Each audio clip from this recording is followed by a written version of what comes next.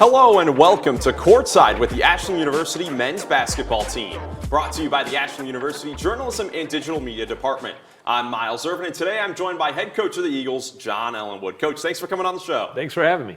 To start things off, you guys are coming off of a nice victory against Hillsdale on Saturday, 80-63 win. What was the mindset for your team heading into that game? Well, we needed a bounce back. We went to Cedarville and did not play our best basketball, and we just needed to come out and play with some energy, number one, and then really execute the game plan, which I thought we did. That was probably about as complete of a first half as we've had all year. So I was really proud of our team and their energy and effort in execution in that first half. Well, leading the way, Maceo Williams again had another big game as he's done so many times throughout his time here. Recently jumping into the top 3 of scoring all time here at Ashland University. What more can really be said about how he plays? That's unbelievable, isn't it? I mean, he's just an outstanding player and just the kind of guy you want to coach. He doesn't have the ego that a lot of other great players can have, and he's a great team guy. And but he deserves everything. He's put the work in for it, and I'm very proud of him. Yeah, definitely excited to have him on later on the show. What has been the most impressive thing to you about what he's done throughout his career here? Well, he's done it with different teams. When he was a freshman, we had a great team that won the conference, and he was able to do that with some players like Brandon Haraway, and in that he kind of played a secondary role there, but he was still very much a dominant force. As Brandon left, and we had Maceo with Big Vic Searles, who both those guys kind of had to play off of each other, and it was it was kind of a pick your poison for other teams with 2 big guys. And then the last 2 years it's really been his team, and now he gets all that focus, and it's really hard to do what he's doing with the amount of focus that the defense has to play on him every single game. So for us, though, he's used to it. And for us, we know going into that game, they're going to try to take away Maceo this way, so we always try to counter it. And he's very good about saying, hey, I'm a team player, and I'm gonna find a way to make sure that I can score, but I can also get other people the ball, because he knows that if he's going to get doubled, someone else is going to be open, and he's very unselfish that way. For sure. Well, let's go back to Thursday, where you already mentioned had a tough loss at Cedarville, where the Yellow Jackets' zone defense really had a big impact on the game. What do you think is the key to attacking a zone defense? One, knowing they're running it. So they played 5 possessions of zone all year, and the last time they played it was in January. So that's on me. And they played a 2-3 zone in January 5th, and then they came out in a 3-2 about halfway through the first half, and we just weren't prepared for it, and that's my fault. Anytime we're not prepared for something, that's my fault. But looking back at that, the next game we saw a zone and we attacked it, and they couldn't stay in it for very long. So the biggest thing is just being prepared. But anytime you play zone, I always tell our guys, the ball has to move. You don't need to dribble as much versus zone, because every time you pass, the zone shifts. Where in man-to-man, if you pass it, the player that's guarding you might not leave you, but in zone they're supposed to guard an area, so they're going to move. So you always want to move the ball faster than the defense can rotate in zone, and that's kind of our game plan every single time we play it, is just get it in, get it out, get it back in, and just make that zone have to guard those passes, because zone wants the ball to slow down, and we want to speed it up. Well, sure, another key to breaking down a zone is also knocking down shots from the perimeter. And one of your key three-point shooters, Cooper Davis, a key part of your team, but he's been a little quiet over the last several games. So what do you think needs to happen in order for him to get going to close it out? Well, Cooper draws a lot of attention as well. And if you watch film of Cooper, it's tough for him to get open because people are on him constantly. So we are running him around, and we're just saying, hey, whoever's guarding him, you're going to get tired tonight. So we want people to chase Cooper, and Cooper's okay with running around as much as he does.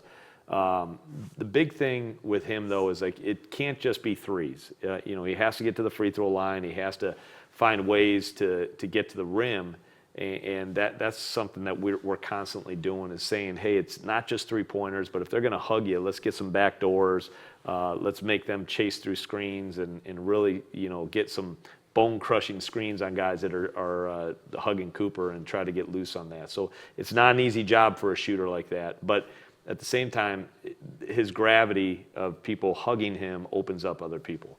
Well, a shooter that has been hot recently has been Max Dawson. He's really found his shot recently. When he's knocking down shots, what does that do for your team? It does a lot. I mean, it spaces the floor whenever you have guys that can shoot. And one of our best lineups is when we have, both of our big guys in, Jason Moore and Maceo Williams, and then you have Max Dawson and Cooper Davis. And the defense, a lot of times they might have one guy that can guard one of those positions, like Cooper, and they're going to chase him around. But they're not going to necessarily have two guys to really hug out. So when you have two floor spacers like that out there, it really opens up your post game. It opens up your drive attacks. But Max has kind of been the beneficiary of people hugging Cooper. And it's the same thing with Jason Moore. Jason Moore has been the beneficiary of they're putting their main post defender on Maceo Williams. So you get those advantages, and when you have an unselfish team, they understand that. So Cooper has earned a lot of hugging this year, and rightfully so. Well, someone who has also flown under the radar for you guys throughout the year has been Bo Siegfried, backup point guard off the bench. How have you liked what he's brought on the floor this year? Bo's a winner, and he's a tough kid, and he's got a great energy about him that has come off the bench for us that we've needed. And in the years past, we've had one point guard pretty much, and now we have a couple of them. And Jason Henlon being another point guard for us, but Bo has done an outstanding job. He's a great pass first point guard, and he's just his defensive energy, picking the ball up and making guys feel uncomfortable, has really been a great spark for us off the bench. For sure. Well, coming up next on Courtside, Maceo Williams is going to join the show to discuss his redshirt senior campaign. So don't go anywhere. You're watching Courtside right here on AUTV.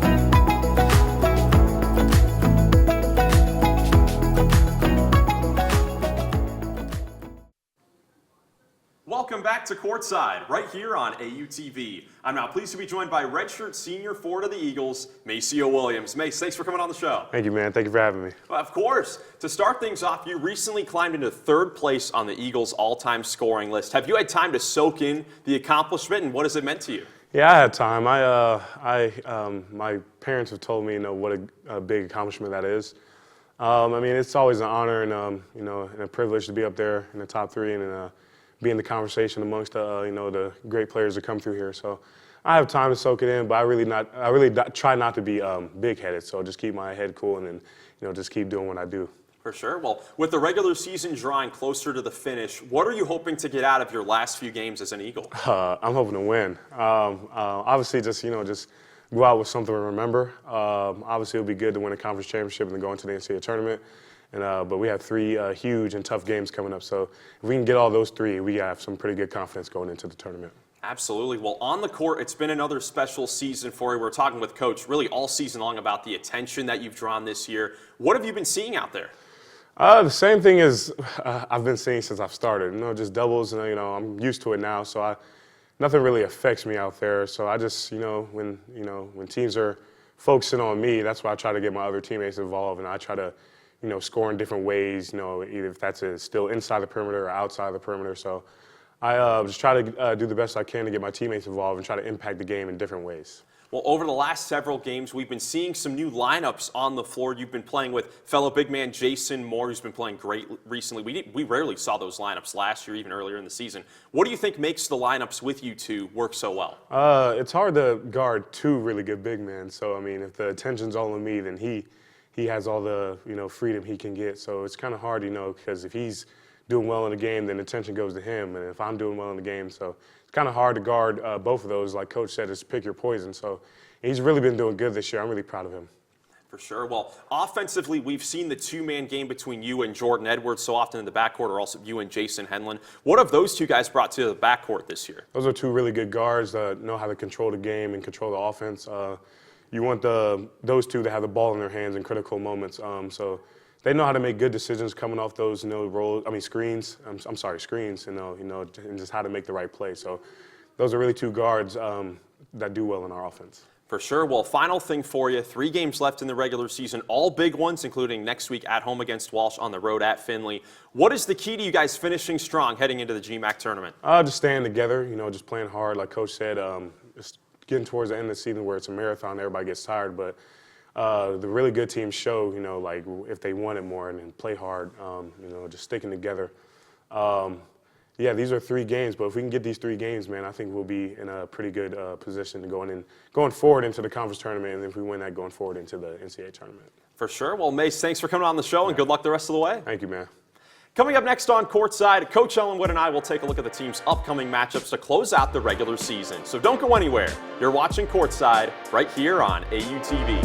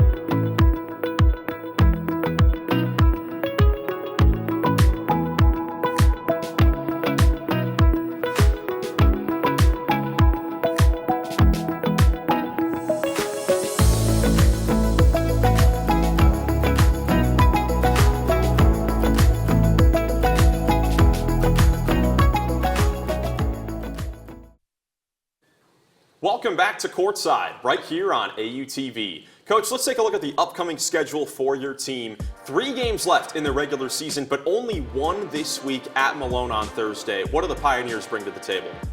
Well, they're a very disciplined team.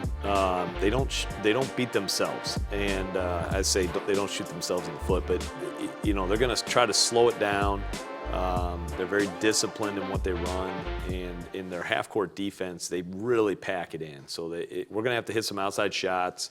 We're going to have to, we always say get it in to make them suck the defense in, and then really be able to, like once we kick it out, play fast and take care of the ball. So it's going to be a tough game for us. The problem with them is they eat up a lot of shot clock. So if you get down against them, by like 10 points, it's really hard to come back because of how much time they take off the shot clock on each possession. So the good news with that is your guys, they don't get as tired because they're not running up and down the floor like some of the other teams we play. So, but it's on the road, it's at their place, it's always a tough place to play, and they're fighting for to get into the playoffs. I don't know where they are in terms. I know it's like 8, 9.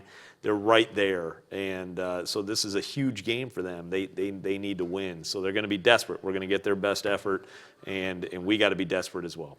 For sure. Well, with such big games the next week against Walsh and Findlay to close out the season, how crucial is it to not have a game this Saturday? I think it's hopefully it plays out like you wanted to, and not like one of these bye weeks where you just lose all your momentum, like the college football playoffs.